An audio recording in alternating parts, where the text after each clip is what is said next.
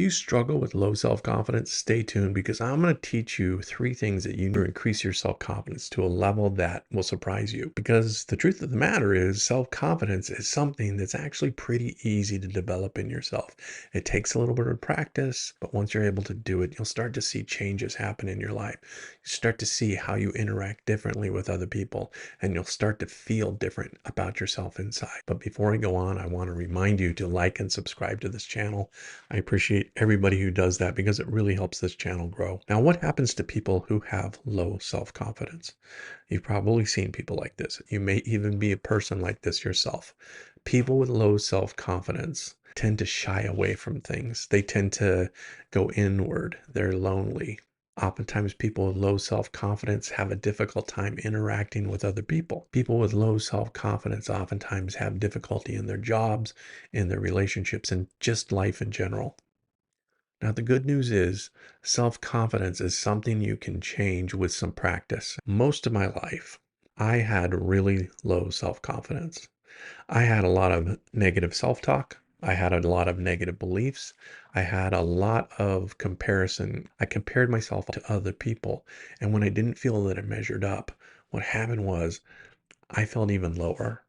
As a child, I had horrible self-confidence because I believed in my heart that there was something defective in me, that I didn't measure up to other people. I didn't measure up to the other boys. I was terrible in sports. I really wasn't good at my studies either. I had a hard time with reading and with spelling and mathematics. And what I didn't know at the time was that I had some learning disabilities. I have a learning disability called dyslexia, dyscalculia, and I have ADHD. Back when I was growing up, none of those things were diagnosed. So as an adult, I always felt behind because whenever I tried something, it was really difficult for me. I spent years trying to figure out how to have higher self-esteem. Years in therapy, years with group therapy, years in recovery. And it wasn't until I started practicing some tools where my self-confidence went from being low to being high.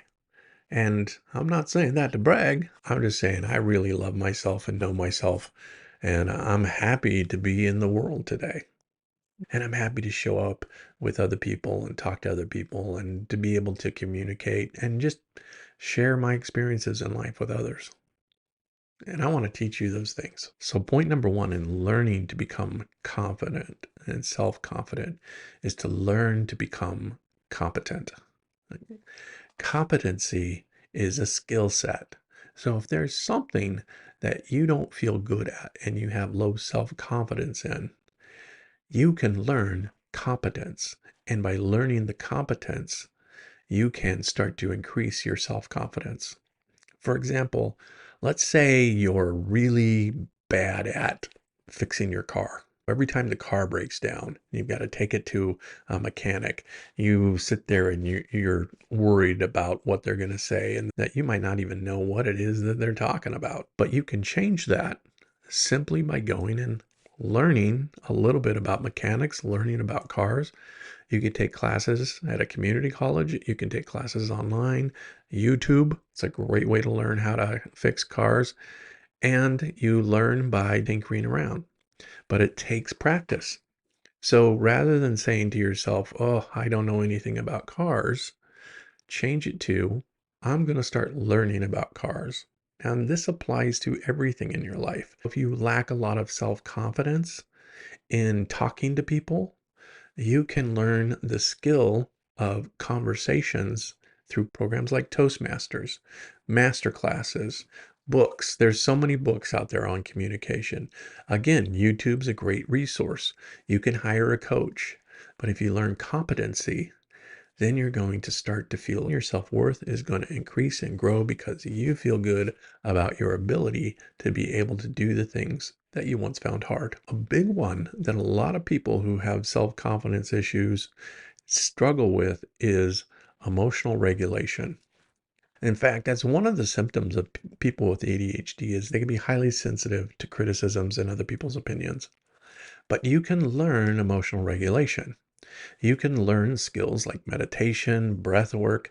You can learn to reset your nervous system. It's a skill that you can learn. There's classes, there's groups, there's therapy. You can start to learn self-regulation. So when something happens, you don't go into that critical self. Instead, you're able to stay grounded and you're able to stay secure and you're able to change your self-talk.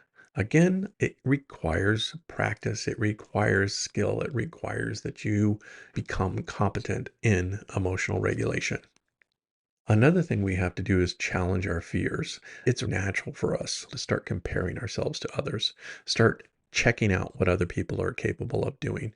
And if I feel like I am different than others or that I don't measure up to other people, that fear is going to set in.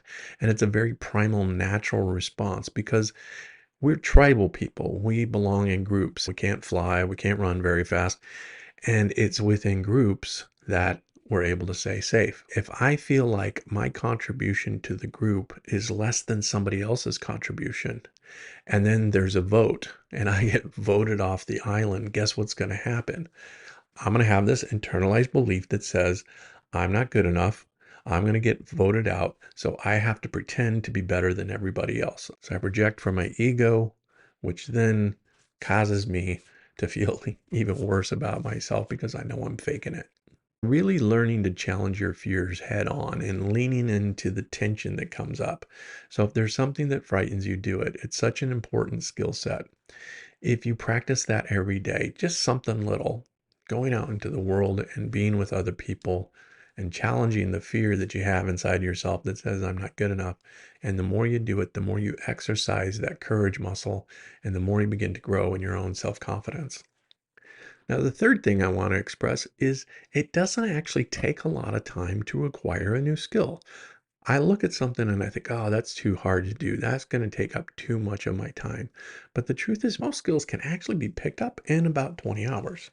So if you want to learn the guitar, or if you want to learn how to do pottery, taking a couple of classes, and in about 20 hours, you're going to become skilled. Now, you're not going to become proficient or you're not going to become like a master at it. That's going to require a lot more work and practice.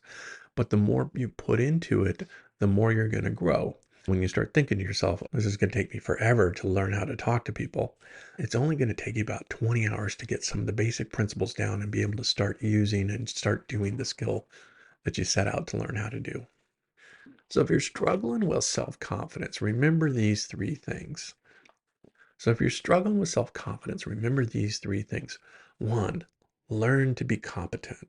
Go out and practice the thing that you say you're not good at and develop a bit of competency around it. Two, face your fears. If you're afraid that you're not going to be able to do something, then that mindset is going to make it true for yourself.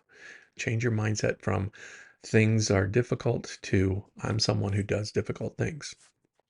And then thirdly, recognize that it's not going to take you all that long to develop a skill set. A simple investment of 20 hours of your time is going to give you more competence in any particular area.